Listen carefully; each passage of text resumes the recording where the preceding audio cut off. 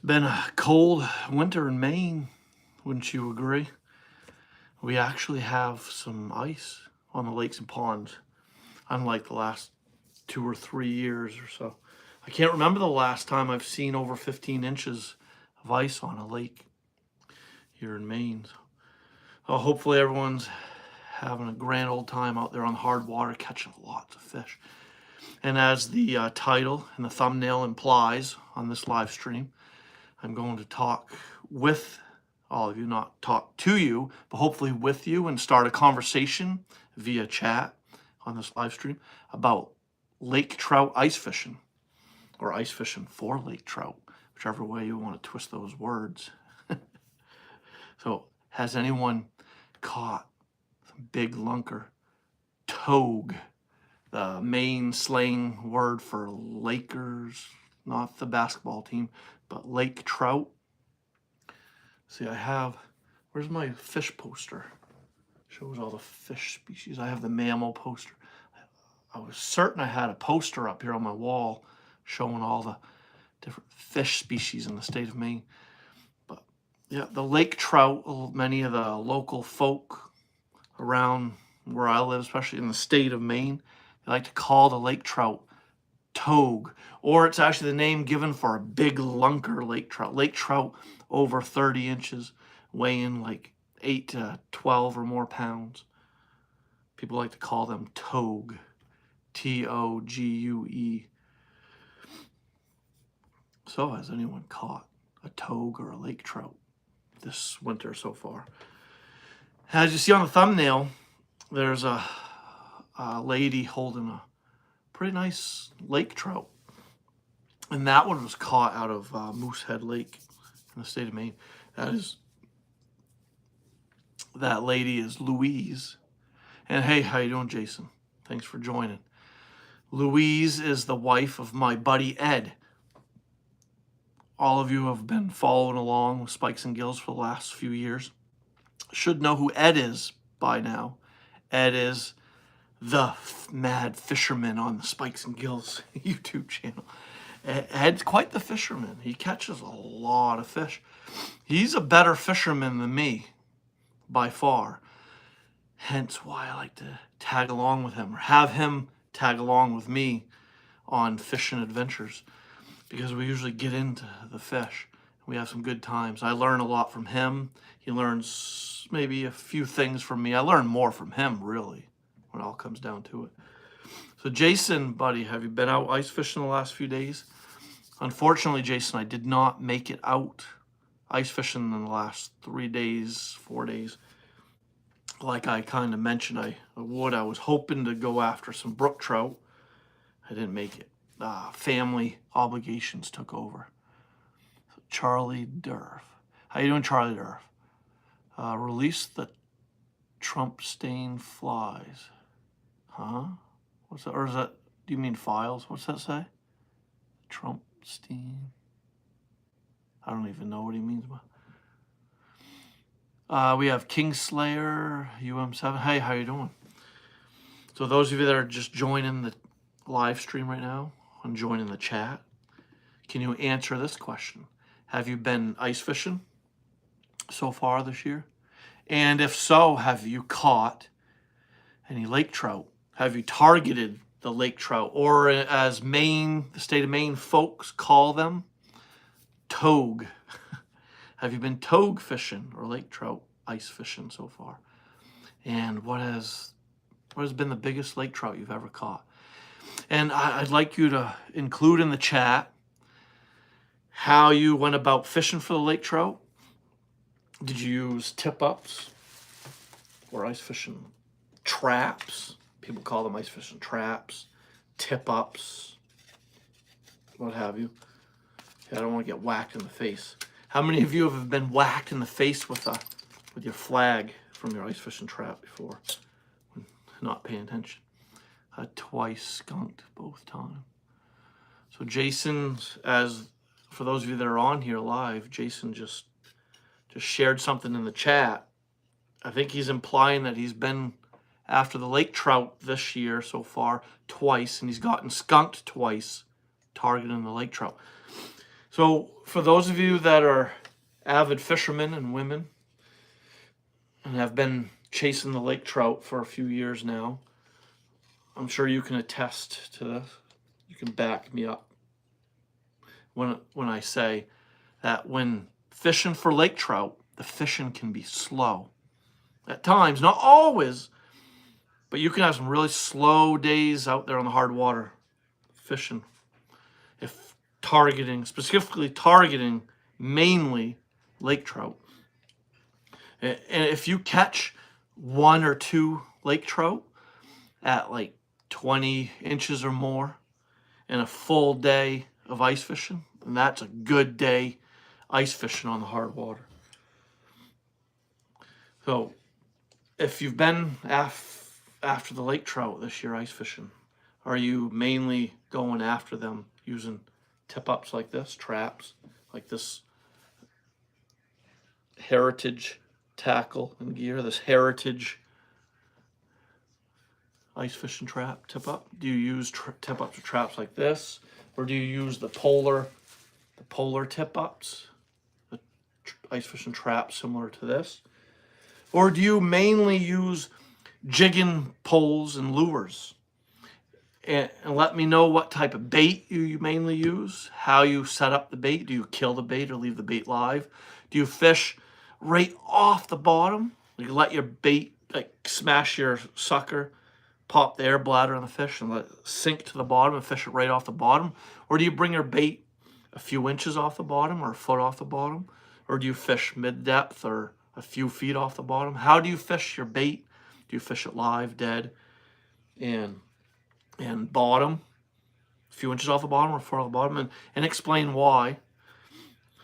Or do you use jigging tackle, real heavy weight, like medium action or heavier weight type jigging rod with certain lures, with like some type of like Swedish pimple lure or spoon type lure? Or do you use a squiggly tail, soft, like imitating soft worm, like worm type baits, like jigging worms? What do you use for lures or baits when targeting the lake trout? And what have you had the most success using when fishing for lake trout? So Louise and Ed, Louise is the gal that you see on the thumbnail on this live stream. I'm going to show some more photos. Will you stay there? Stay. Anyways, so Ed and Louise, they went fishing on a lake in Maine, targeting the lake trout and cusk. They caught many cusk, a few landlocked salmon, some trout, mainly lake trout. They've caught some small lake trout. They caught Louise, that caught that nice, pretty decent sized lake trout that you see on the thumbnail. Ed, when I go fishing with him for lake trout, he loves to bring big, large suckers, the largest suckers that he can find at any local live bait shop near us.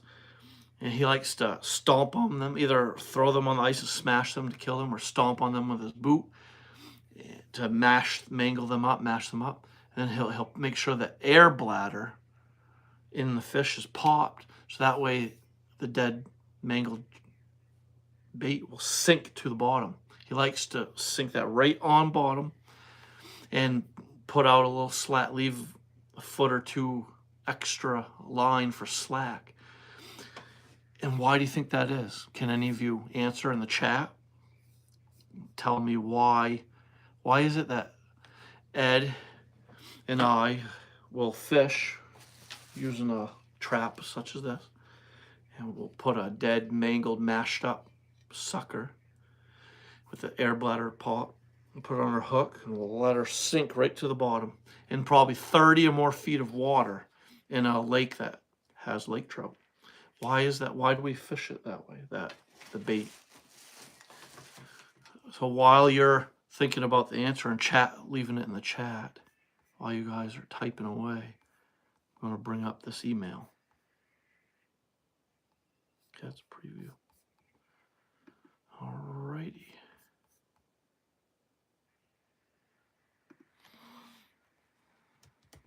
Okay, here we go. We're going to go there, here they are.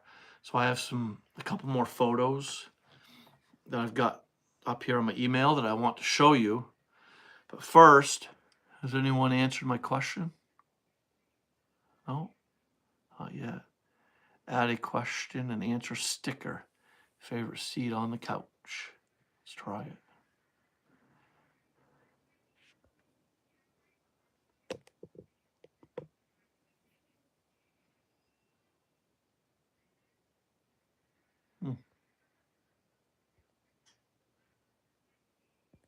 Nice. All right. Okay, so here's a picture of, oh, this is a great photo. So, does everyone know who this guy is? Mr. Ed. Look at that landlocked salmon that he caught. Let's see. Yep. Nope. Salmon. Doesn't have the adipose fin. Nope. So here's Ed with a nice landlocked salmon. Let's back up here. And then here is that lake trout. Look at that. Nice Maine togue or lake trout that Louise caught while he was ice fishing with his husband, Ed. Pretty cool, huh? Yeah, and there's Louise's husband with a nice landlocked salmon. So me and Ed were planning on going to the same exact place soon in a few weeks. I can't wait. So what else do we have down here? Is this another photo? Anyways, pretty cool, huh? Yeah, those are some nice fish caught by Louise and Ed ice fishing. This over the weekend, actually. All right, so Jason said, beauty, nice catches, Ed and Louise. Yeah, I know, weren't they? I'm jealous. I was trying to bring up some stuff on the TV screen here, but the stupid Roku stick isn't working. My TV is going through some updates or something.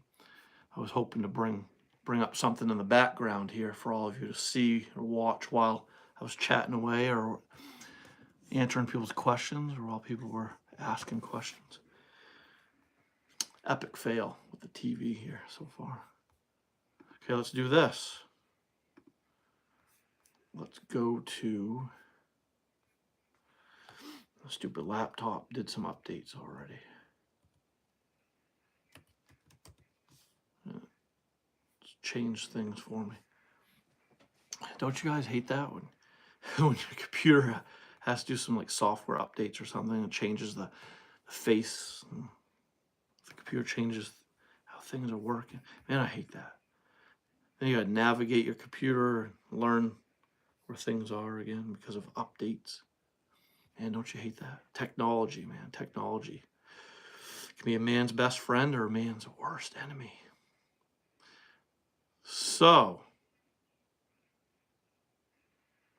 beauty, nice catch. Yeah, thanks. Thank you, Jason. So where's everybody else? So if you're joining the chat, what'd you all think of Louise's lake trout that she caught? You saw it in the thumbnail if you saw that first before clicking on this live stream.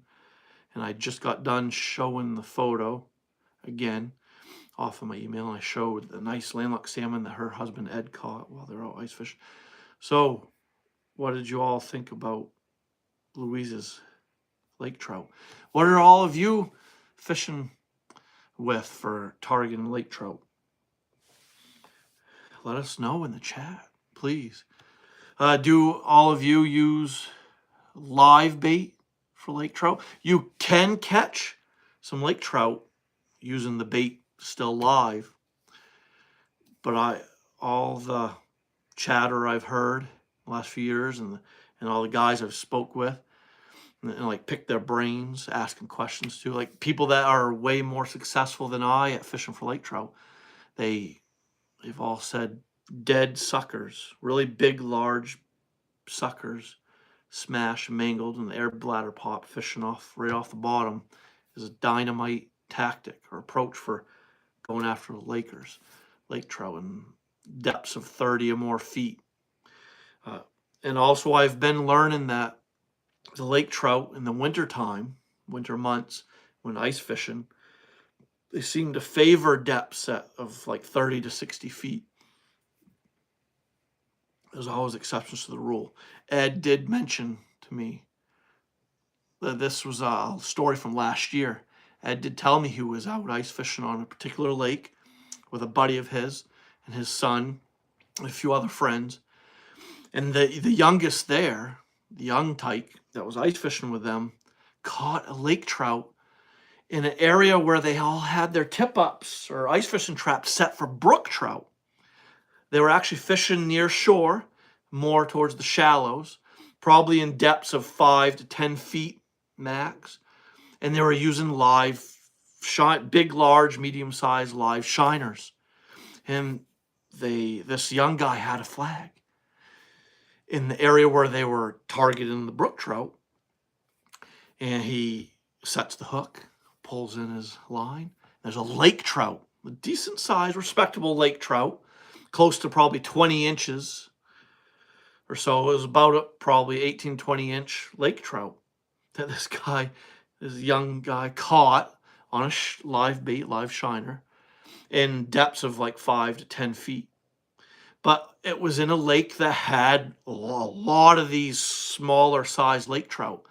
The lake that they were fishing, Ed informed me that there's no bag limit on lake trout under 25 inches. I think the lake trout, when keeping them, the ones that the wardens and biologists want you to keep out of this lake, they had to be under 25 inches, I believe is what he said. And there was no bag limit on lake trout from like 0 to 24 or 20 some odd inches. It's because this lake is overrun with those smaller lake trout. Let's see. That one outdoor kid says, nice buck and bear behind you. Yeah, thank you. Yeah, I can see. Let's get on the chat here. We have some new guys joining us. So this bear to my right, I shot Canada. I got a bear I shot New Brunswick, Canada with my bow right here. This is for you, that one outdoor kid. Yeah, and I got a bear skull here from a bigger bear than this one. The cape to this bear here over my left shoulder is in the freezer. I'm doing a 3/4 mount, doing a floor style mount of that bear, slightly turned, semi-open mouth with his paw up in like a habitat display. And then this buck here, I named Shorty. He was my target buck last year. I shot with my bow. That one outdoor kid. This is all for you. This chatter is for you, buddy. Thanks for joining the chat and the live stream. So how are you doing? Yeah, we're good. So do you ice fish? I misspelt that. Any ice fishing for you, buddy? So any ice fishing for that one outdoor kid? Yeah, thank you. Appreciate that, buddy. That one outdoor kid. And how's your YouTube channel, dude? Do you upload videos frequently on your channel? Should I be subbing to you too, buddy? Thanks for the sub. Appreciate that. So Jason Gibbons says, I was using live shiners in 20 to 40 feet of water. Had some near bottom, one mid-depth, one couple feet under the ice, and jigging various depths. Yeah, and Jason, that like I just mentioned in that story I shared with all of you, you never know, right, buddy? I mean, if you're in a body of water that holds that species of fish you're targeting, in the wintertime especially, fishing on hard water, you never know where you're going to catch lake trout, brook trout, salmon, bass, crappie, whatever, white perch, whatever fish you're targeting. They could be anywhere in the wintertime, just for various reasons, especially if they're following schools of bait fish, if they're following smelt or shiners or whatever small type of fishes in that body of water that the other fish species are eating and hunting. They could be corralling them up or trying to drive those bait fish into the shallows or into corners, into areas where they can conveniently kill them and catch food. So you never know. I dare say that that lake trout that young kid caught in that shallower water, where the guys had their tip up set up for brook trout, there's a good chance that lake trout was actually hunting there for brook trout or smaller fish like shiners or whatever was in that lake. There could have been some smelts that the lake trout was chasing into the shallows there, up from the depths, from the deeper water. And then he so happened to find that shiner, not go anywhere. It became easy pickings for the lake trout, and voila, the kid caught a nice, decent sized lake trout on using live bait, a shiner. So you just never know. So that one, Outdoor Kids, has never been ice fishing before, sadly, but I want to go. Rooster tail is great lure for northern pike. Oh, I would love to pick your brain about northern pike, because you're looking at a guy that has actually never caught a northern pike before. I've caught in brown trout, rainbow, brook trout, landlocked salmon, lake trout, white perch, yellow perch, bluegill. I've never caught in cusk, northern pike, or muskie. I think that those are the last 3 species of fish in the state of Maine that I have not caught. They're on my bucket list. They're bucket list species of fish that I want to catch. So that one, Outdoor Kid, the rooster tail, I think my buddy, my name's Justin, by the way, but this friend of mine from college, also by the name of Justin, another Justin, Justin and Justin, we were buddies in college. We fished together. This other Justin and his dad took me pike fishing on their boat, and I'd never owned any northern pike fishing tackle, rod and line and leaders and lures and gear for targeting the northern pike before. So I happened to go to Walmart when they invited me on this fishing adventure, and I bought my first setup for northern pike. I got skunked. His dad, my buddy Justin's dad, did, but Justin caught a northern pike that day on my first ever time going out pike fishing in this certain lake here in Maine. I can't remember the name of the lake. But do you catch northern pike on anything other than rooster tails by chance? Arctic char bucket list for me, yeah. That's a good one. Jason, I think there's Arctic char in Maine, isn't there? I think David, a guy I work with by the name of David, I think, so if I ever say his name randomly, it's just David is a guy I work with. He told me, I believe he told me there are Arctic char, and he told me what lake it was in Maine too. I believe. Can't remember. But Jason, do you know if there's Arctic char in Maine, or are you planning on a trip, on traveling afar to get your Arctic char? So get a load of this, Jason. This guy, that one Outdoor Kid who just subbed to the Spikes and Gills YouTube channel, he's an avid northern pike fisherman, I do believe. He says, he says a rod, 30-pound line, and a rooster tail or a minnow-looking lure is good setup for northern pike. I don't live far from a lake that has northern pike. I need to get back. It's actually the lake that Justin and his father took me one day. And I need to get back there. I know how to travel to the lake. I can't remember the name of the dang lake for the life of me. I have not gone back to that lake since that day. But I've driven through the town to head north, to other fishing adventures and hunting adventures in the state.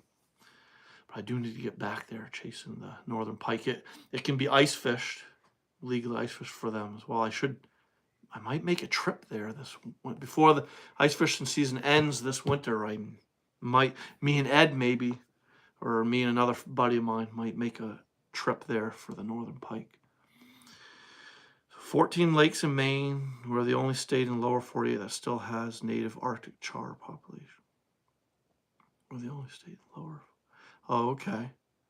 Nice. So 14 lakes in Maine, I guess, have Arctic char. And we're the only state in the lower 48 that still has native Arctic char population. Sweet. Thanks for that, Jason. So, I profess to know more about hunting than fishing. Just to reiterate here that as to why I didn't know that tidbit of information about Arctic char. But my buddy Jason, he's looking after me. That's why he joins this live stream every Monday night at 9 p.m. Spikes and Gill. I almost went like this because I'm usually wearing my merch. Usually wearing the Spikes, usually sporting the Spikes and Gills merch. Yeah, Spikes and Gills merch. There's the shopping icon below all my YouTube videos, Spikes and Gills YouTube videos. You can click on that to browse the hoodies and shirts and stuff. And obviously my book, the PayPal links to order any one of my 2 books is in the description below all of my YouTube videos as well. So back to fishing chatter. So yeah, thank you, Jason, for having my back. You little fishing guru, you. Jason's always full of useful knowledge about hunting and fishing. And so, and for those of you that are new here, the Spikes and Gills live streams every Monday nights at 9 p.m. until whenever, 10, 11, however long the live stream goes, all depends on you guys, on how the chat's blowing up or not, and whether or not you're asking questions and I'm answering, Jason's answering, or that one outdoor kid is answering your questions, or who else is up there in the chat that we had.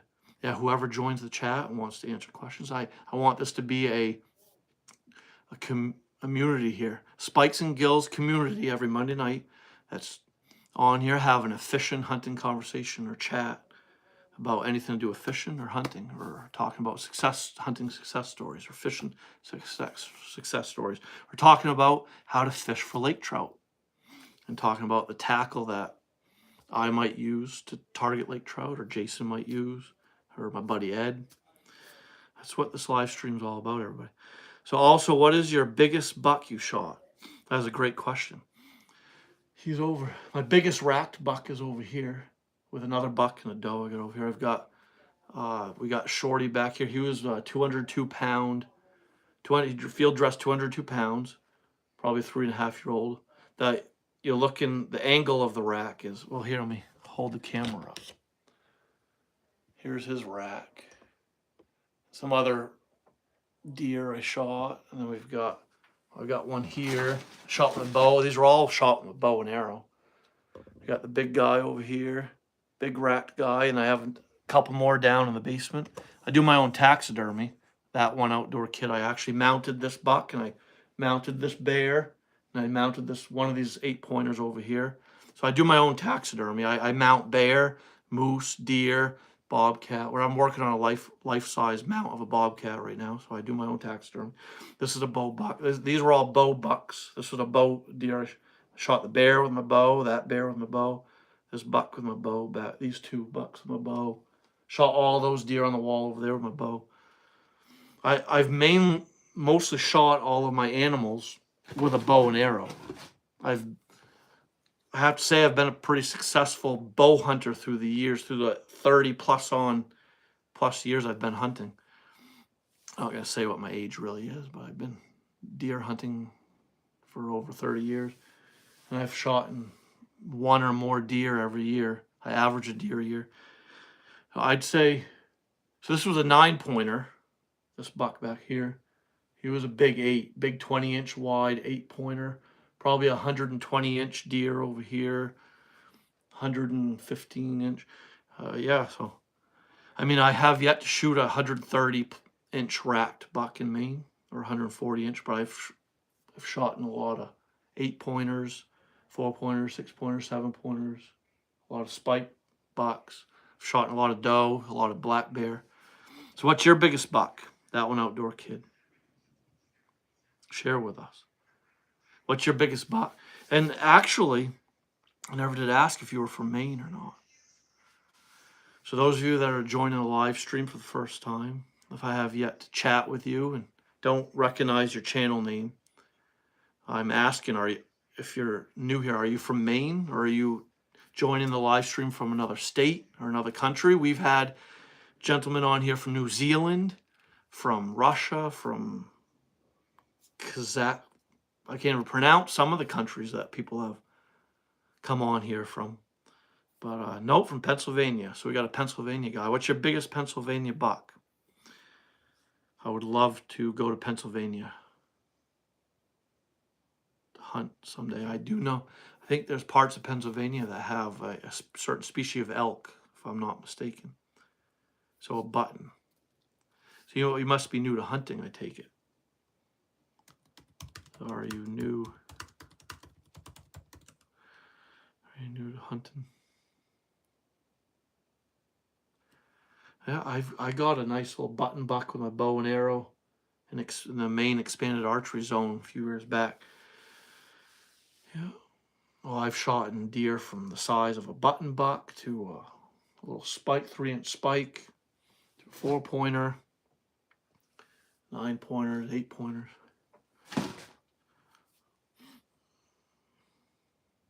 The Jason buddy, you still on here? Yeah. So where do you plan on going after the Arctic char first, Jason, if you're planning a trip? See so that one outdoors, he says, my pike are 20, 60, or 28. Nice. We caught some nice northern this last weekend. Oh, cool. We have Rural Route J-Town joining us. Rural Route J-Town, how you doing, buddy? That one outdoor kid, do you see this guy on here? He said he caught some nice northern pike this past weekend. Maybe you guys know each other.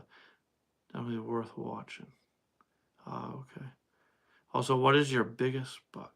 Okay, let's see. Jay says, never been pike fishing, but catch their little cousin, the chain pickerel, all the time. Yeah, Jason, buddy, you have me beat on chain pickerel. You've caught in bigger chain pickerel than I have, buddy. Yeah, everybody that's on here with us. My friend Jason that always joins these live streams and joins the chat. He always helps answer people's questions for me. If I get into a tangent, I'm talking too fast, I'm just doing this, Jason's always good at answering your questions if I don't get to you. He's a great fella for that. So I appreciate that, Jason. So, and Jason has caught some whopper chain pickerel, the cousin to the northern pike. So Rural Route Town, J-Town, if you're still on here, buddy, you just mentioned you caught some nice northern pike last week. What were their sizes? Do you know their length and weights of the northern pike you caught this past weekend? And what were you using for ice fishing tackle to catch them? See, my shooter bucks this past 2. This is that one outdoor kid. He just chatted, and he says, my shooter bucks this past 2 years have been shot by someone except me. I feel you, buddy. Me and my buddy Jason on here, we've had that happen to us before. That's an all too common occurrence during deer season, with other folks shooting bucks that you were hoping for, that you may have gotten on trail camera. Happens time and time again. And you just never know if you have a homebody buck or a buck that loves to travel. Or you never know if you have a buck that loves to relocate to like his a different fall range, from summer range, early fall range, to a fall like doe range where he hangs all of the rut to target does. Or if you have one that's more homebody, stays closer to where he hangs during the summer and early fall. You have some bucks that do that. You have some bucks that will never leave and relocate to a different area, part of their home range, and you have some that do, some that travel. You just never know. So those if you're targeting a traveler type buck, a buck that loves to just do one of these during the rut, yeah, you never know what path he's going to cross. You never know what hunter he's going to encounter. So I feel you, buddy. Yeah, that stinks when that happens. Any chance, that one outdoor kid, that you can maybe find some private land nearabouts where you hunt and get some permission, landowner permission, to hunt some private parcel of land that hardly gets hunted by anyone else? Like where I hunt, it happens to be land owned by the employer, the place that I work. It's my place of work. It has a gate. It's gated, and it's like a 2-mile long by over a mile wide parcel of woods that does have hunting on the outskirts. The property is somewhere nearby. but never any other hunters encroaching on this land where I hunt. But I do have my boss, my supervisor, the manager, the boss, hunting there. Me, I always like to tell them what bucks are for them. They know that I'm after the trophy hunt, and they don't. They're just all about getting the meat. They pretty much drive the dirt road in hopes to jump shoot a legal sized buck to put the meat in the freezer.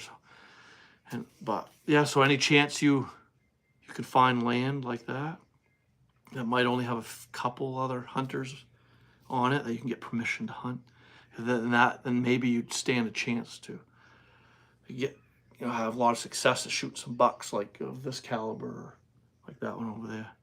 So yeah, I hunt. The first was from my brother-in-law, and the second was shot by my sister. Oh, okay. All right, so it's sounding like where you're hunting, it's a family thing. Sounds like a piece of hunting woods that you and your family hunt. So that's cool. I hunt my own land, and I always see massive ones. But then comes bow, rifle, and I never see. Yeah. Oh, so does bow and rifle season happen to correlate with the rut, with like that heavy chase and seeking phase, and like button up into the peak of the rut? And that might be why the bucks disappear come bow and rifle season. But yeah, okay, yeah. He says yes. So Flood's Pond, maybe. So Jason is thinking he's going to go to Flood's Pond. Is that the name of a pond? So the remote. Yeah, my buddy at work, the guy at work, I mentioned his name, David. This guy by the name of David that knows about the Arctic char a little bit. He did say they're found in remote ponds. He said that, yeah, if you're willing to backpack in or do some hiking, get into the back country to these remote ponds, you could possibly catch some Arctic char. That's cool. So back to that one outdoor kid. He says, my brother-in-law is called Tripod and my sister is called Deer Stealer. You have nicknames for your brother and sister who steal your bucks right from under your nose. That's cool.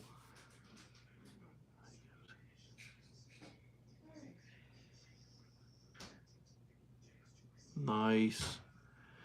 Yeah, you get a load of this, Jason.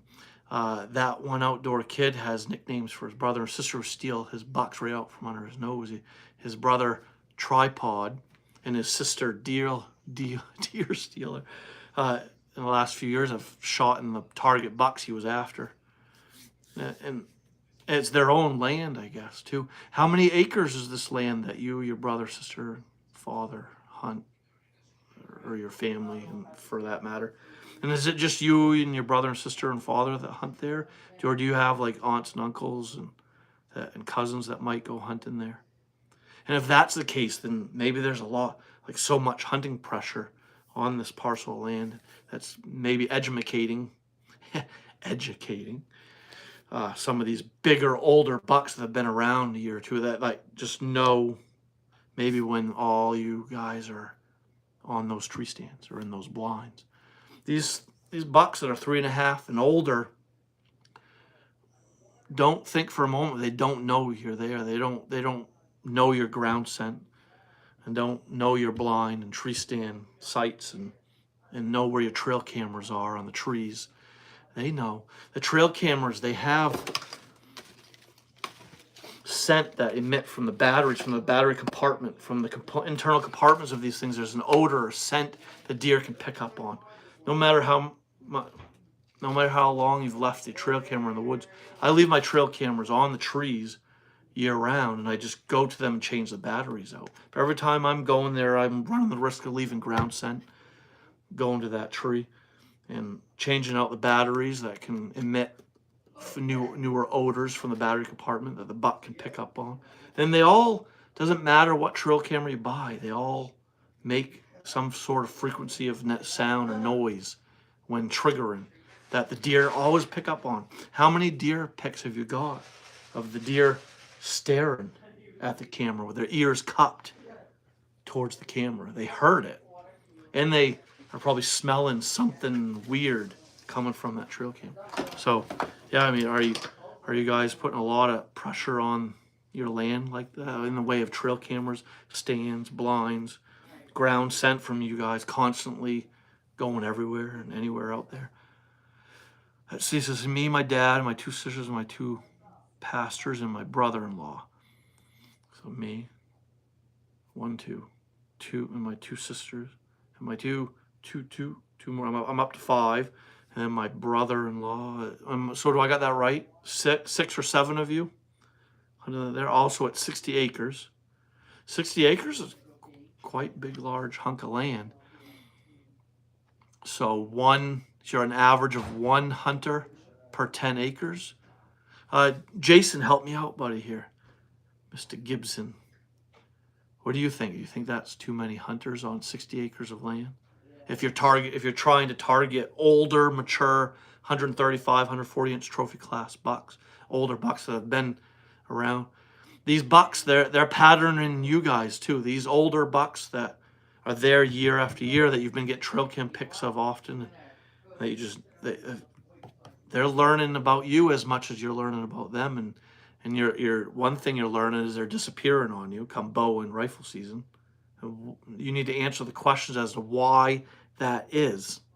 Why are those older, mature bucks leaving at bow and rifle season, leaving your 60 acres and disappearing altogether, but maybe returning when the hunting season ends? But we all go out different days. Yeah, you hunt different days. Are you guys hunting permanent box style type elevated stands? Or are you all hunting hang-on ladder type hang-on stands or ladder stands? Are you using tree saddles? Are you hunting blinds with paths, beat down paths to and from these stands and blind sites, where you could possibly be leaving a lot of ground scent?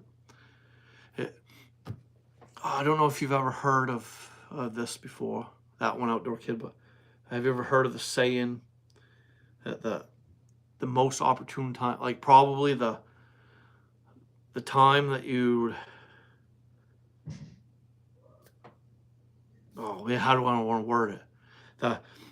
For all intents and purposes, the most opportune time for killing a big, mature, old buck is a lot of times always the first sit on stand, the first sit in the blind.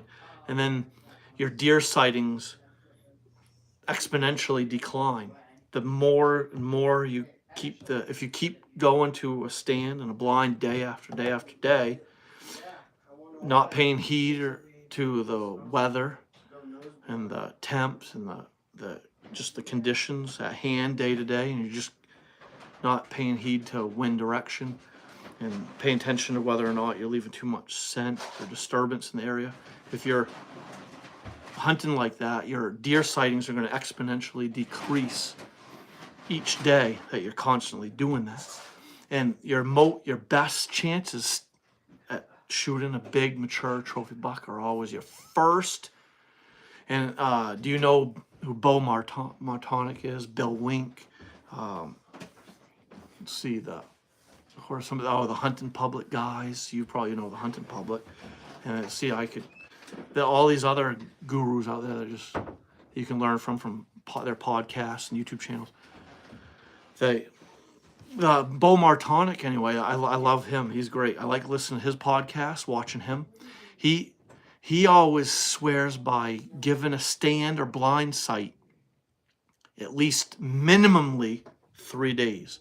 But after the 3rd day, if you're not, the gut feeling isn't telling you to stick it out, or if the deer sightings just completely stop altogether after the 3rd day, and you just feel like you will not shoot one of your target bucks you're after there at that spot, then you move. By all means, make another game plan. So have you ever heard of any of that before? Do you watch the Hunting Public or Bo Martonic, listen to his podcast, or the Southern Outdoorsman podcast? I recommend all of them guys. Bill Wink, watch his YouTube channel. You can learn a lot from them guys. Let's see, it says that one outdoor. It says, everyone, not including my brother-in-law, use a blind and a tree stand. So everyone, not including my brother-in-law, use a blind and a tree stand. My brother-in-law uses a tree climber. So Jason recommends Jeff Sturgis at Whitetail Habitat Solutions. Yeah, I don't even think I've ever heard of Jeff Sturgis before, Jason. I'll have to look him up. So Whitetail Habitat Solutions. Oh, wait. Yes, because he's Whitetail Habitat Solutions I've heard of, but not the name. Okay, I'm familiar with Whitetail Habitat Solutions. So 60 acres. So that one outdoor kitty says there's like 6 of them hunting 60 acres. Jason, what do you think?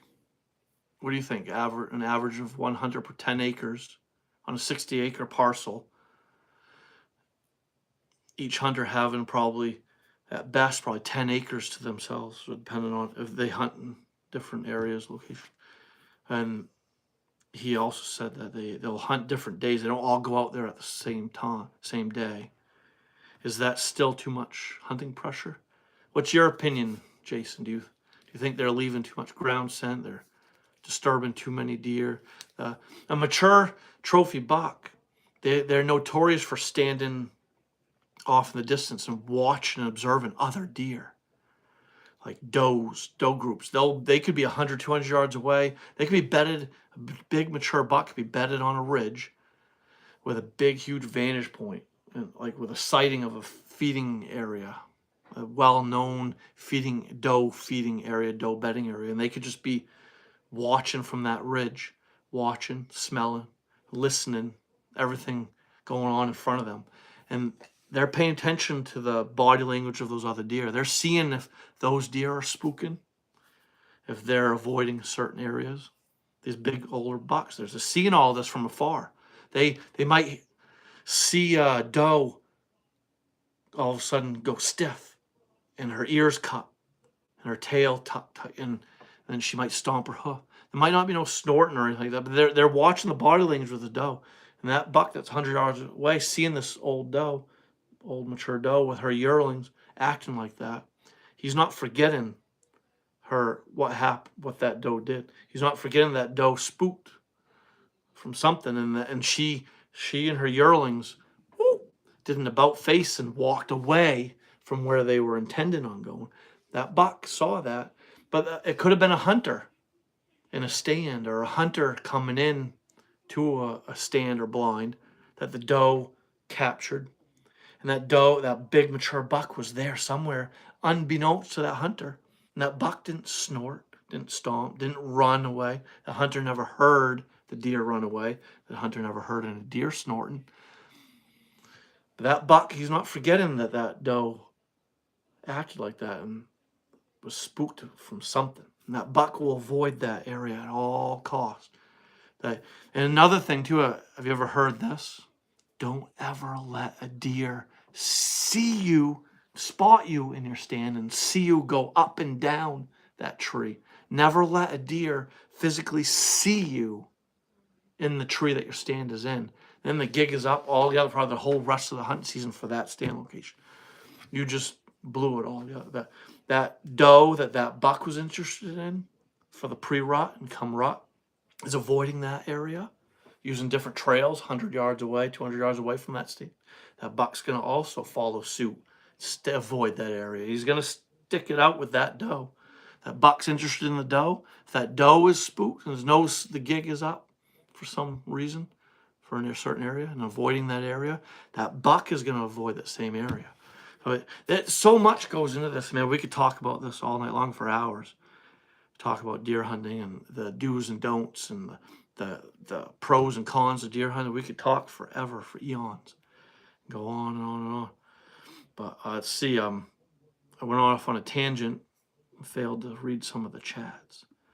But we all go out different days. Yeah, we saw that. So Jeff Sturgis. Yeah. Jason says, I hunt 30 acres by myself most of the time and have overpressured it before. Okay, that's cool. That's a neat little tidbit of information. So Jason has hunted, or he hunts a 30-acre parcel of land just by himself, all to himself. And he knows for darn sure he's overpressured that 30 acres. Just being the only hunter himself, he's blown it for that 30 acres before. And you can do that. It's very possible. And it says that that one outdoors kid says the one pastor uses a scent killer and sprays it on his boots. Yeah, I do too. I use activated charcoal carbon. Have you that one outdoors, and Jason and anyone else that's on here listening and watching? Have you ever used activated charcoal for hunting clothing and boots and gear? You can get like a woman's leggings or stockings and load them with that charcoal and put it in your totes of clothes, and you can layer this.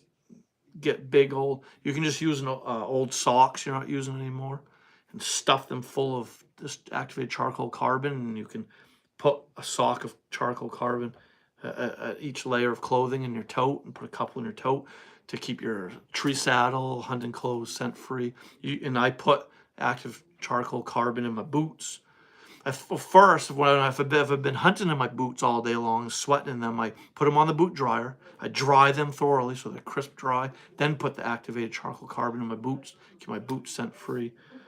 I I do occasionally buy some scent away spray.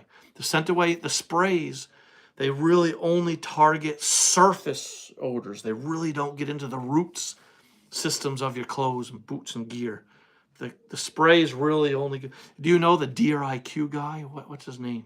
Deer IQ. It's Deer IQ. Can search him right now.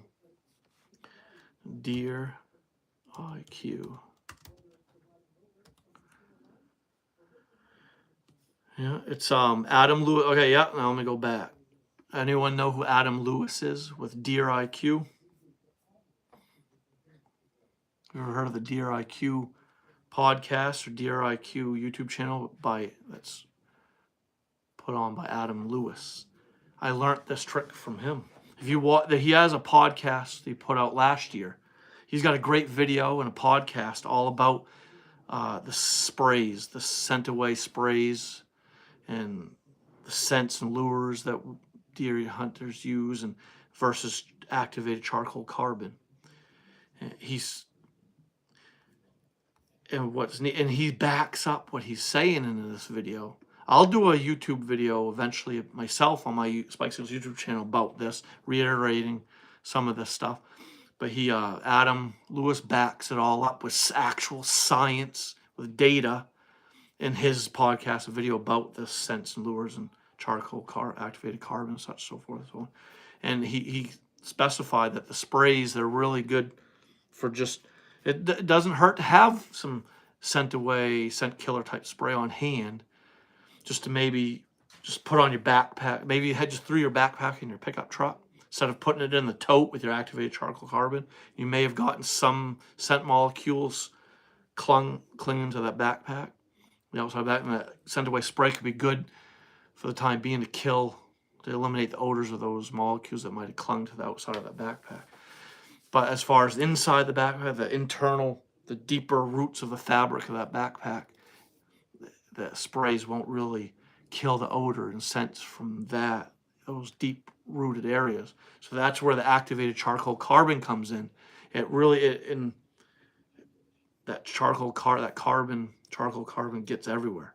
It just absorbs odor constantly in your tote.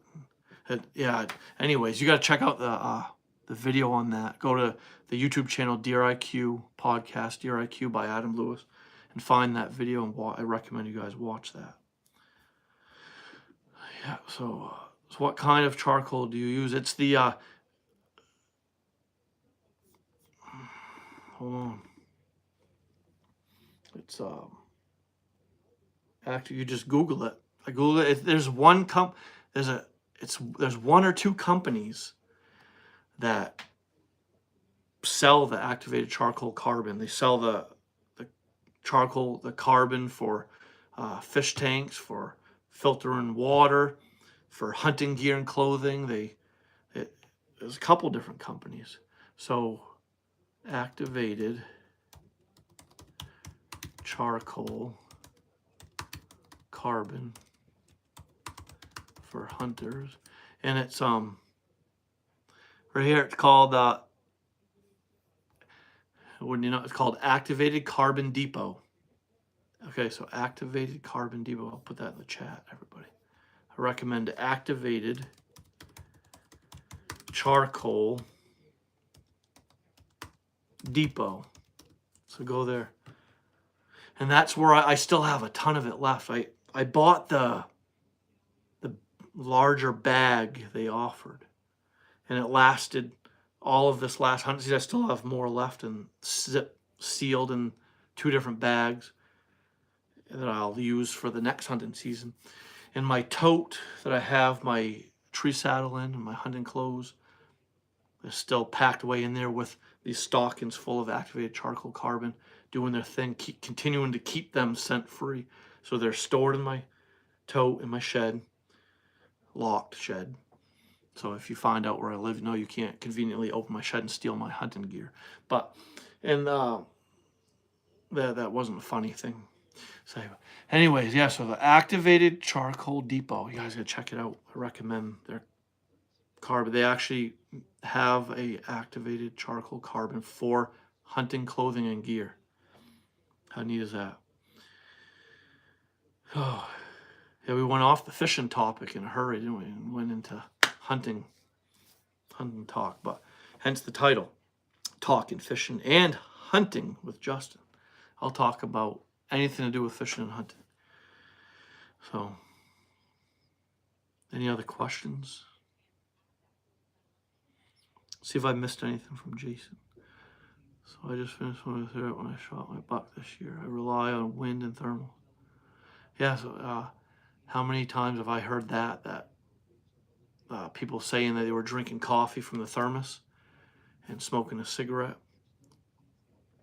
when they shot their deer? Clearly, it doesn't matter how much you stink, how much odor and scent you have on you or on the gear. There's other ways to go about shooting a big mature buck, regardless of controlling scent or sight, sound. I mean, just being stealthy, quiet, paying attention to thermals, the wind, and how the thermals move in your hunting area. Are you hunting in a hilly country, kind of flat, marshy, swampy type country, or are you hunting predominantly field edges? Like, where are you hunting? What does the lay of the land, what does the geography of the land look like in your hunting area? And I recommend in the off season, like pretty much now, or it would have been best if you'd done it the month after hunting season ended altogether. I recommend going in your hunting, go to all your favorite stand, blind site where you like to set stands for hunting, or where you like to climb the trees with your saddle. Go to all your favorite hunting areas in your hunting location, and bring how did he do it? I think he used a old coffee can. He lit. Yeah, is that how he did it? There's this guy that I knew from college. He's so good at shooting 3.5-year-old bucks or older. He never shoots anything under 3.5 years old, and he's always so very successful at doing so. And what he likes to do is light a fire in a old coffee can. I don't know what he puts in there, probably some dryer lint or something, pack it full of dryer lint, get it smoldering, get the smoke billowing out of that coffee can, set it on the platform of your tree stand. This is what he did. He would go to an area where there was an intersection, crisscrossing deer trails, an area that was hot during the rut. He predominantly focused all of his hunting efforts on certain tree stand sites during the last week of October into the first 2 weeks of November, in that heavy chase and seeking phase of the rut and peak of the rut time frame, that 3 week or so heaviest like buck movement time period, he would save those tree stand sites for those weeks. He would take time off work for 2 weeks straight, for like the first and second week of November, or the last week of October, because he bow hunted too. I think he would take the last week of October off and the first week of November off and hunt those 2 weeks. And he was very successful at shooting big bucks. And he wouldn't waste any of his time at all hunting from his stand in an area where the smoke from that fire in the coffee can was constantly falling down. He would set up a stand in a tree that he thought would be a good spot to sit during the rut, and he'd get a little smoldering fire in that coffee can. He'd climb down and he'd watch it, observe the smoke for I don't know how long, but he'd watch it, study the smoke, where it was going, what it was doing off of that platform of that stand. If ever at any point in time the smoke made its way to the ground where he was standing, he would pull that stand. He would not, I think if the smoke even came one time to the ground, he pulled the stand and tried a different spot before hanging the stand. And if he found that perfect spot where the smoke never hit the ground, that smoke always rose upward, and what was going on, what was happening was it wasn't the wind or the predominant north or south, southeast, north, southwest wind direction, or it wasn't anything to do with the wind direction. It was 100% thermals. He was studying the thermals in that area where he wanted to hang his tree stand. And if the thermals were perfect for that spot location, he would leave that stand, he'd set it up, leave it, and go back to hunt it come the rut. But he wasn't just picking any old tree. He was picking trees that were, like let's say the thermals were wrong for a particular tree. He was picking trees that are watch intersection of doe trails coming from doe bedding and feeding areas, trails coming and going from known buck hangouts during the rut, chases he could phase of the rut, when like that time frame when the bucks were doing the shifting, shifting from their summer, early fall range to their fall rut range, where they'd be mainly focusing on doe groups, doe bedding areas. So that would be the areas where he'd be putting his stands. And he always made sure he had multiple trails, intersection, crossing trails out front of his stand, so that it quadrupled his chances of getting one of his target bucks. So, and yeah, I mean, I could continue on with that story, but I mean, that's the gist of it, pretty much. What he would do. So that's a great tactic, a great approach to go about it. It's something I've never done, but it's what he did, and he shared that with me and some other guys from college. He was actually in the college I went to. He was the dean, not the dean. He was the head of some department in the college, but he was a well-known hunter. And who else is in here? Oh, nobody. No, there's a handful of people watching, but they come and go. That one, Outdoor Kid, there's times where I'll see here on my little icon up here on my live stream, sometimes there'll be 25 people, 20 people, 5 people. It fluctuates. People come and go. If you can, if I can hold their attention, they might stay on here long enough to join the chat. Maybe ask some questions and answer people's questions. But anyways, I do know when my live streams are predominantly about hunting, 100% about hunting, I get a more flood of people coming onto the live stream. Seems like when I add fishing, talking of fishing or ice fishing, I get a little less interest. I don't know why. So Oak Ridge Taxidermist says, "What's up? How you doing, buddy? Thanks for joining." That one, Outdoor Kid, he's a new sub. As you see there on the chat, he just asked who else is in here. So say hi to that one, Outdoor Kid. you could. Oak Ridge Taxidermist, everybody. He, hence his name, has taxidermist, his channel name. He does taxidermy. He's asked me questions about taxidermy. He knows that I mounted this buck back here. And I do my own self-taxidermy. I've been practicing for 3 years. So how's the taxidermy these days, Oak Ridge Taxidermist? How's it going? Hey, Jason. Yeah, they're nice. Hi, Oak Ridge. Yeah, thanks everybody for saying hi to one another. Yeah, let's keep him on here. Let's pick his brain. Oak Ridge Taxidermist, what's the biggest racked buck you got in your shop this year so far?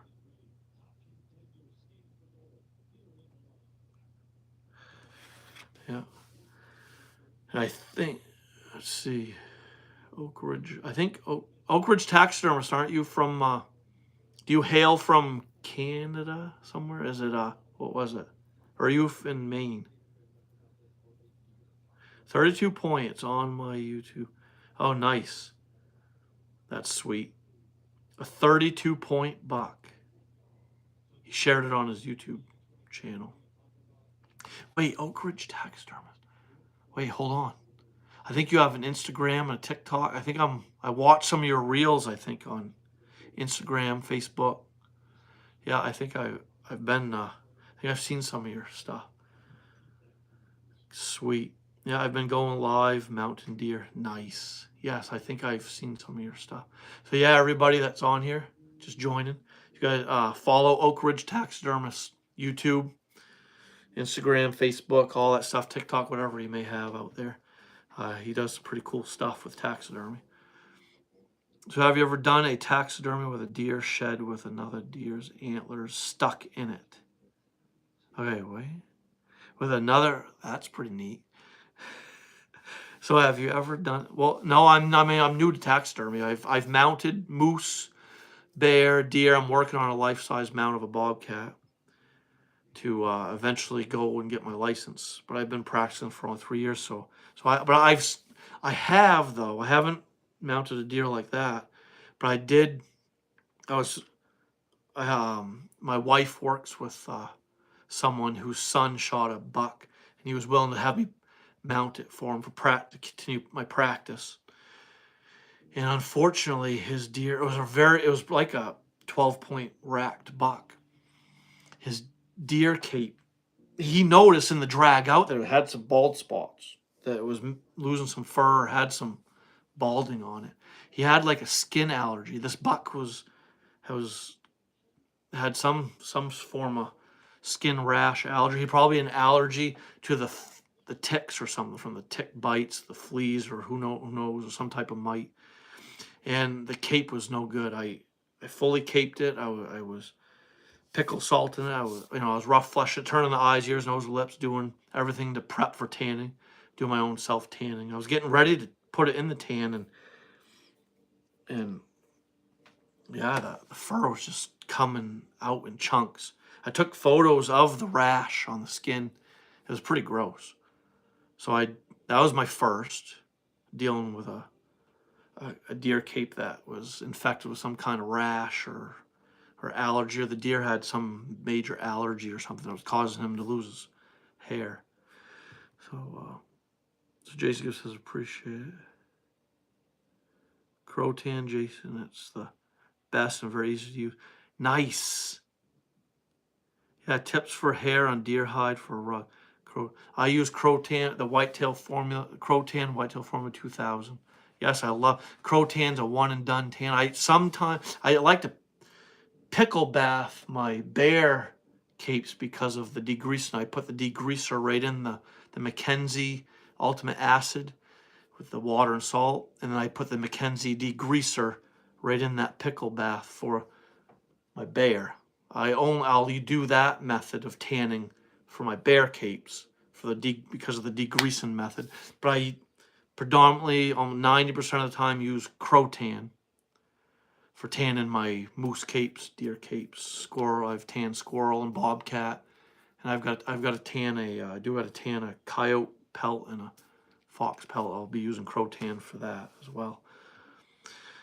So see that one, Outdoor Kids says it's when a deer fight fails And the one deer's head is stuck in the other. Oh, okay, wait.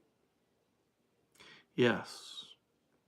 LL Bean in Maine used to have on display there was a famous taxidermy mount display that LL Bean had in their glass window or case for eons, for many years. It might still be there. I was in LL Bean last year.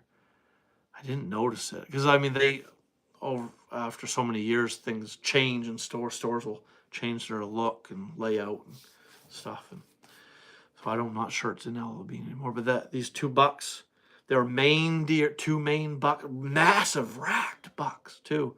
They were found dead with their antlers interlocked, stuck together, and a taxidermist full life-size mounted both of them bucks like that, kept them locked like that, and it was on display in LLB.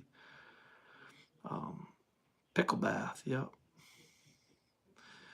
Yeah, pickle bath is salt, a certain amount of pounds of salt, so many gallons of water, the Mackenzie taxidermist ultimate acid, and you've got to check the pH daily. You've got to have the pH level between 1.5 and 2 in the acidity range of the pH paper, and you've got to be checking that often. You want to sometimes you got to alter the pH by adding a little more ultimate acid or maybe salt. You can change the pH either side if you got to go lower or higher or whatever by adding more ultimate acid or a little less ultimate acid or whatever. But yeah, so you can tan deer capes, you can tan anything by using this pickle bath or pickle in solution, however you want to word it. Yeah. But the Crotan works great. Crotan, the whitetail, Crotan 2000 special whitetail formula 2000. Whatever. It's good stuff. You can order that through Mackenzie, through Van Dyke's Taxidermy Supply or Mackenzie Taxidermy Supply. Yeah, if you go to the Army, let's see, the Maine Military Supply and like Brewer there in Maine, you can go to Cabela's or the Bass Pro Shops Cabela's, whatever, LL Bean, and buy that orange bottle of tanning solution. It's you can tan any kind of pelt like coyote, fox, mink, any type of weasel or bobcat. You can tan probably a deer cape. You can tan a deer cape with it. I think I tanned this. Let's see if I turn my camera. This coyote pelt right here was tanned with that orange bottle of tannin oils and chemicals, that whatever it's made of. You just follow the instructions on that little orange bottle, and this orange bottle of tannin chemical you can order it online off of Amazon, or probably order it from Bass Pro Shops, Cabela's, LL Bean, any place like that. Yeah, you can follow the instructions on it to tan any animal pelt for that matter. And you're turning, pretty much what you're doing is breaking down the proteins in the skin, breaking down that animal skin's proteins, and you're making it porous, turning it to leather. When you know that the tannin job was done right, when the skin side of the hide turns white. You don't want any pink and red. You want very minimal pink or off color. But when it turns whitish, and when you pick it up out of the tan and it feels like just a wet dish towel or wet bath towel, then you know that the proteins of that skin broke down and became porous, and it soaked in and held the tannin chemicals and oils to soften that up, to allow it to be stretchy and pliable. And that's pretty much a wet tan. If you were to allow it to dry completely, it might become stiff like this. I got this hanging on my chair right here. Here's a deer. This is excess from a deer cape. This is from a buck I mounted for a friend. And the last, I think 2 years ago, I mounted this buck. This was a monster Maine buck that I mounted myself. See, it sounds like cardboard, stiff, but I can stretch it. I could work it over an edge. I could add, get some I could order an oil that you can rub into it and work it over an edge and pull and stretch and keep working it and rubbing in oil to soften it and make it more pliable and stretchy. But see, it's white. When tanned right, when pickled right, the skin side of the cape or pelt or whatever animal you're tanning is supposed to turn kind of whitish. And it smells like leather, feels like leather, looks like leather, and sounds like leather when you, sounds like you're punching your baseball mitt. So I self-tanned this deer cape. And this is just the extra excess that wasn't needed for the mount that I cut away, and I just kept, it was just because they're pretty, deer are pretty, and I just have it draped over one of my chairs in my office here. Yeah, so anyone can self-tan their critters. It's not that difficult to do. And you must always use plastic containers when using these tannin chemicals and solutions and stuff. The chemicals used in this Crotan or the Mackenzie Ultimate Acid, whatever there, obviously it could eat away and corrode. It will corrode metals. Anything metal will corrode and eat into, and so it wouldn't be good.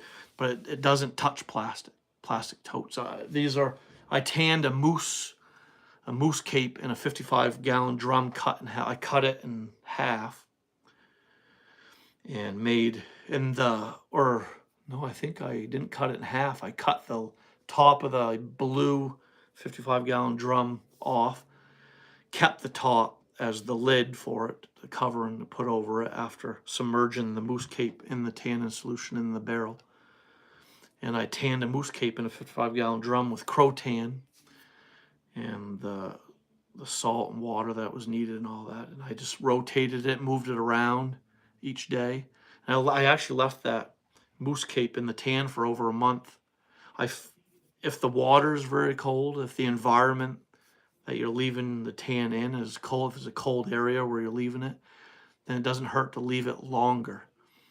And your capes, your deer capes, moose capes, your critters you're tanning, it's only, the skin's going to only absorb the amount of chemicals and oils in this tannin solution that it can hold. It's no different than a sponge. Your dish sponge, when soaking up water, it can only hold so much. It's going to become completely submerged, or it's going to soak up what it can, and a sponge is only going to hold what it can. Same thing, no different than a deer cape. And it doesn't hurt to leave them in indefinitely. It can become a storage medium. And if you run out of room in your freezer, you can't store capes in your freezer, you can leave them in a pickle in solution, pickle bath, or leave them in the Crotan indefinitely and store them like that. Leave them in there. I found that the longer left in the tannin chemicals, the better. The softer, more pliable, more stretchy, the more time that the skin has, that all surfaces of the skin has to absorb those chemicals needed to break down them proteins in that skin to turn it to leather. So there you have it. That's just a quick little rundown on tanning 101. See anybody have any questions about it? So do any of you have any tips for a new person to shed hunt? Oh, let's see some sheds I found. I've got sheds over. The shedding, let's see, Curly ran with this guy. One of my target bucks I'm after. That one outdoor kid, one of my target bucks I'm after, is Curly. He used to, last 2 summers, he ran with Shorty, with this buck right here. They kind of hung out together as bros, as a small little bachelor group in the summer months. And I have trail cam pics of this buck and Curly. They were my 2 target bucks last year. I ended up shooting one of them, hence this guy over my right shoulder. I got one of my 2 target bucks last year on Halloween Day with my bow. And that's him right back here over my right shoulder. But Curly's still out there. I got trail cam pics of him the last week of November. He's still alive. And I found his sheds 2 years in a row. And where I found Curly's sheds, or see, the first one I found on the hillside that stays mowed and worn down, and it's an area where he frequently fed. And see, and then the first year I found his sheds, I found the second side, not far from one of my stand sites. And how I found his sheds was I leave my trail cameras going right through December, January. I leave them up until the batteries die, pretty much. Leave them up all winter long. And I got trail cam pics of Curly in front of one of my stand locations. And it was a December pic. It was like the first week of December, and he still had his antlers. And then like the following week, he come back by. I recognized him. I could see the spots where antlers once were. I was heading when I saw the large body. I knew it was him. And I saw he didn't have his antlers. A light bulb went off my head. Ding, ding, ding. His sheds. I knew that I'd find his sheds somewhere nearby that area where he was feeding in December. And I found them. And then the following year, the second year, I found his sheds, both sides too of his sheds. I got a pic of him again in December.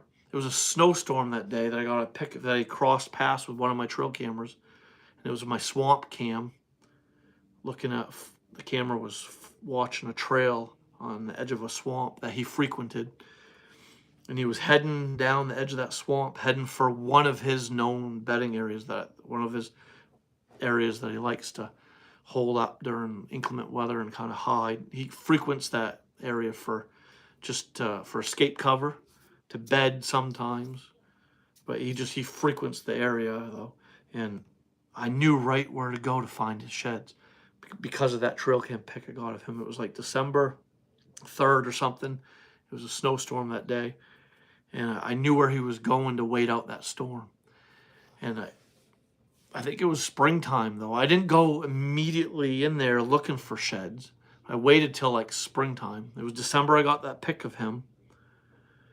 And I thought to myself, he's going to go in there and bed down. He's going to go into that swamp. He's going to lose those antlers somewhere in there while waiting out that storm. And it was a couple months later in springtime. I just went on a beeline for that area where I kind of had a hunch where he might have laid down and bedded to wait out that storm.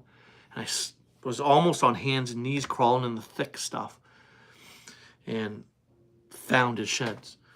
So, I mean, really, I guess in a nutshell, if I were to recommend where to go, maybe to find sheds to your target bucks. Do you know where these bucks you've been following through trail camera or sighting with your own eyes, or these target, do you know where they frequent in the November, December? Do you know where their core area is? Do you know where these bucks are living over 50% of their time? So, yeah, and I would recommend focusing on that area to find their sheds. Go to those swamps or those hillsides or those feeding areas that they frequent the majority of the year, like over 50-60% of the time of the year. I wouldn't recommend looking for sheds in high doe density areas, where the bucks were spotted and sighted all during November, where they were chasing does and scenting does and breeding does. I wouldn't go there to look for your sheds. I would go to buck core areas if you just happen to know where those spots might be. Go there. It would most likely probably be points of swamps, like your swampy kind of wetland areas. Go walk the edges of them and the points of where they kind of make a point to like a different habitat, to like maybe woods, a ridge. Like you might have a really thick swamp, but really are the deer spending the majority of the time? Are they bedding right out in the middle of that swamp, or Or are they bedding as like the, oh, what's his name? Anyways, yeah, I'm losing track here, but yeah, they're bucks for the most part. They're going to be bedding, focusing on the points of those wetlands, or they're going to be bedding on the third, about halfway down ridges, like third way up ridges and hills in the hill country. Go to like spots like that. Walk the sides of ridges and hills and mountains looking for sheds. Walk the edges and points of wetlands and swamps. Check feeding areas that you know the bucks you're after, that you've been following for years, frequent for feeding and grazing, browsing, whatever. Go to those type of areas, and you might have luck finding sheds.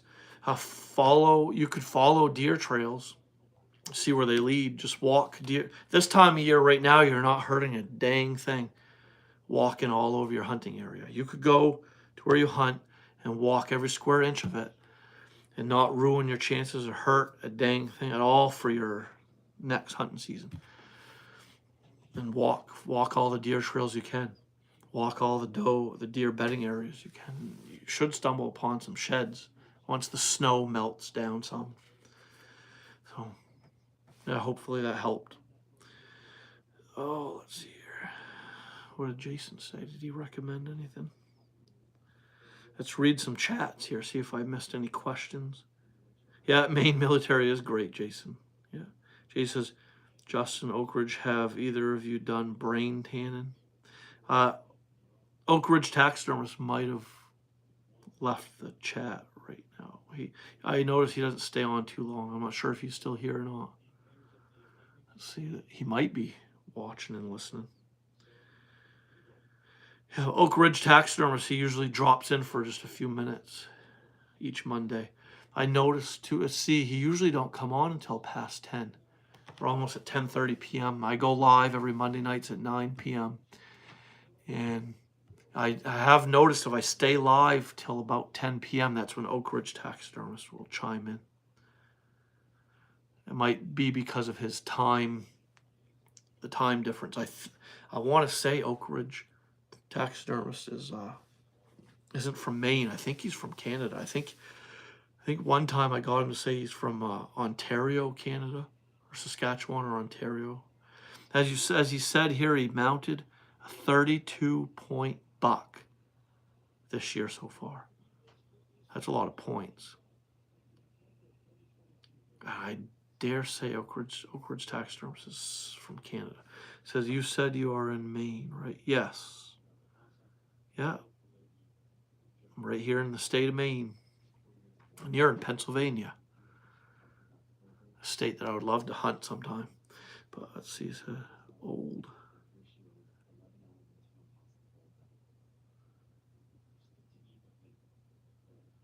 Oh, I don't know. Let's see here.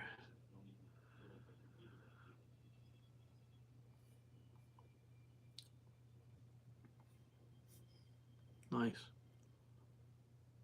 Oh, not old yet. You notice my mute. I went mute.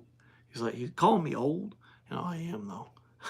I think if you were, I don't know how long you've been on this live stream. I mentioned I've been deer hunting for over 30 years. I believe, let's see, I started at 26, 36. Yeah, I've been deer hunting for 30 or more years. And I've been bear hunting for I've been chasing the black bear and learning about black bear and hunting black bear for not quite 20 years, maybe 15-ish years. And I've shot and I've killed quite a few black bear in those 15 years. But, anyways, a day over 29. Yeah, I got the baby face going on. I don't smoke or drink or anything like that. Not smoking keeps you looking young, by the way. I don't know if any of you that come on here on my live streams, if you smoke or not, but I'm sure you've heard it. We've all heard it, that if you're a smoker, you pretty much are taking away 10 years of your life. You can always, They say if you don't smoke, you're almost indefinitely adding at least minimally 10 more years to your life, and you're going to stay looking younger, to keep your skin looking younger the older you get. So yeah, smoking would have, if I was a smoker, I'd probably look like I was 80. No, I don't. It actually kills your lung. Yeah, that shit's bad. Yeah, smoking isn't good. But this isn't a live stream and a live chat about that, is it? It's about hunting and fishing. So I'm getting pretty tired. I do gotta get up early for work, unfortunately. My little 4 days off ended. I didn't even get out ice fishing. I was hoping to go after the brook trout the last couple of days, and I did not make it. I actually was trying to be a good husband and helping with the honey-do list. Pretty much family took precedence over ice fishing and playing and stuff. I tried to help around the house, spend time with family. That's more important, obviously. So I can build more time for hunting and fishing by keeping my priorities straight, right? How many of you know this? Those of you that are watching this live stream, I'm going to leave all of you with this little tidbit of information, these words of wisdom, okay? I'm going to leave all of you with these words of wisdom. The number one limiting factor for all hunters and fishermen and women is time. Number one limiting factor is time. So what I mean by that is, how are you going to manage your time in your life to build time to do what you love, hunt and fish, right? If you're here watching the live stream, you love hunting and fishing as much as I do, right? And we want time to go hunting, time to go fishing. That's our limiting factor, number one limiting factor. So, and I think,